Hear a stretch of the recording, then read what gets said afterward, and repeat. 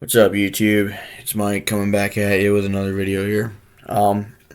Today I want to talk about, I'm going to be referencing the Pain Remains trilogy by Lorna, but mainly I just want to talk about how my life, it feels like my whole life, the pain's just kind of remained there, never's gone away, never's got better.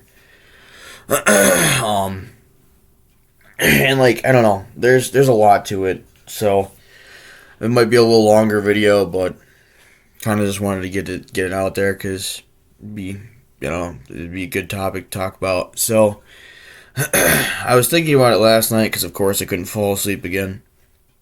But like basically my whole life, it's felt like this analogy. I kind of came up with like a scenario of what my whole life has felt like. So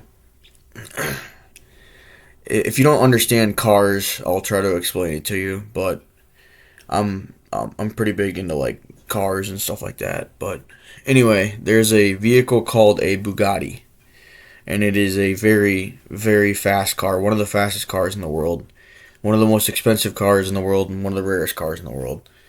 And just picture this: a Bugatti is on an endless interstate, and it's basically just driving endlessly on an interstate as fast as it possibly can at 285 miles an hour, nearly 300 miles an hour. And everything is attached in a briefcase in that car. Everything I ever wanted is in a briefcase in that car. And as far as just being successful, owning a house, owning cool cars, and having a girlfriend, just all this kind of stuff that I would ever want in my life. Just feeling happy even for more than a day would be in this briefcase. And this car is going 285 miles an hour on an endless interstate, and something else is driving it. And I was given a Model T Ford from the early 1900s with a top speed of 10 miles an hour. And I'm supposed to catch up to that Bugatti though, to go get what I want in life. And as you can see, that's impossible, because if you have an endless interstate, the cars will never run out of gas, and say you're just going in the straight direction, coming at he's in front of me starting at 285 and I'm behind him at 10 miles an hour. I will never reach him. He will be thousands and thousands and thousands and thousands of miles ahead of me, no matter what. And that's what my life feels like. It feels like the reward's never there. I no matter what I do, I can't achieve it. I will never be able to achieve it, and I should just give up. It's kind of what my whole life has felt like. I try everything I can. I do everything I can. I do what I'm told. I try to do what I can, and it just never seems like I can ever get that reward or that briefcase that's in that car, because it is impossible. And I don't know. That's the pain of me living. That's the pain that remains, because it feels like that's all I've experienced in life is things just trying to get away from me. Things that I want, they're always out of my reach, no matter what I do. And another thing that kind of came to my mind yesterday or last night when I was trying to fall asleep is that I don't understand. Maybe this is the eldritch truth, but I don't understand why people say someone is born into a family, they were born on in 1995 or something like that, and they were born with a rich family, and they were born as Hollywood movie stars, and then I was born in 1996 to my mom and dad as an accident. Why? Like That's one thing I've never gotten either. Why are some people born with these terrible things that happen to them, or they're born with disabilities and barely live life that long? And then why do some just get to be born into fame and money and like the good life? I don't get it. Like I just never understand that because it like pisses me off in a way because it's like there's so many things in life that you'll never be able to experience because of the situation that you were made like this. So there's like a lot of things that you want to experience but you will never be able to experience, and then some shitty person just gets it all handed to them at birth, and there's a shitty person. Like, I don't get it. They get like every possible thing that you've ever wanted. Even like some of my family members, I feel like, are like in this perfect format. Like I have cousins that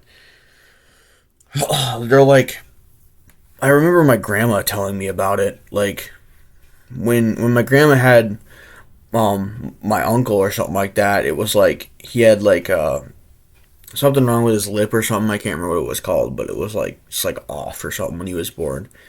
And apparently my great grandpa made a comment about another kid being born on the other side of the family, and that since that kid didn't have that, now we have the perfect kid. And it's like, really, dude? Like, that's the most like fucking asshole douchebag thing ever to say. But yeah, that like affected my grandma quite a bit for a while. But anyway, the other thing that comes down to it though too is that these people on that side of the family, they do have like, they don't even look that much better than me, but somehow they have like really hot girlfriends or hot wives and kids, and they're successful with a family and a house. And I can't seem to fucking do that at all. I don't know why, but I cannot do that. Like it's something to do with my mental health or my whatever you call it, fucking personality disorder or whatever. But I don't know. Like I just like something about a full-time job just really runs me the wrong way because then I just don't have time for anything else, and it'd make me want to just die even more because I'd be doing the same exact boring loop over and over and over forever, and like it'd never feel like anything would change. But that's like the only way that you can afford a house. But the funny thing is you can't even afford a house. You can't even afford a house by doing a full-time job. You literally need to have like two people for an income to even get close to affording a house. Because if I were to accept this Wells Fargo job that fucked me over now that I can't seem to get because they called me or messaged me back saying they didn't want to offer me the part-time position. Like if I were to work full-time at Wells Fargo, I figured out it would have been like $20 an hour, which isn't too bad, but $20 an hour this day and age full-time is like $35K a year with everything taken out, which is fucking nothing.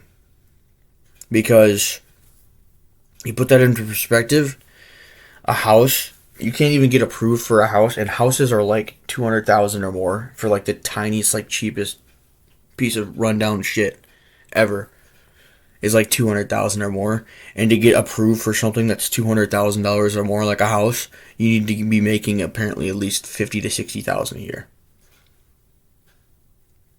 So you're fucked, no matter how hard you try. It's that fucking Bugatti thing again, where I'm in the Model T Ford, driving 10 miles an hour, pushing the fucking thing to the red line, and the Bugatti's just thousands of miles ahead of me, because that's how my life's supposed to be. And it's fucking awful and annoying, and I hate it. And yeah, I don't know. And then like, I guess like, there is certain situations where I can be thankful that I'm not in these other situations, but at the same time, I don't put myself in those situations. Like, for an example, the other day I heard that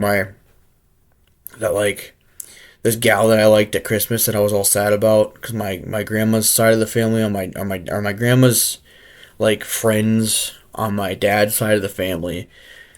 This one guy had this girlfriend, and I thought she was really hot. But apparently, it wasn't all like sunshine and rainbows because she quit her job because she got into it with her boss, and apparently, like she's like $150,000 in student loan debt, which is actually insane. But and at least I'm not in that position. But at the same time, though, is if you look at it that way, I never put myself into that position though to begin with. I'm not doing that. I'm not gonna go do that because I know those consequences.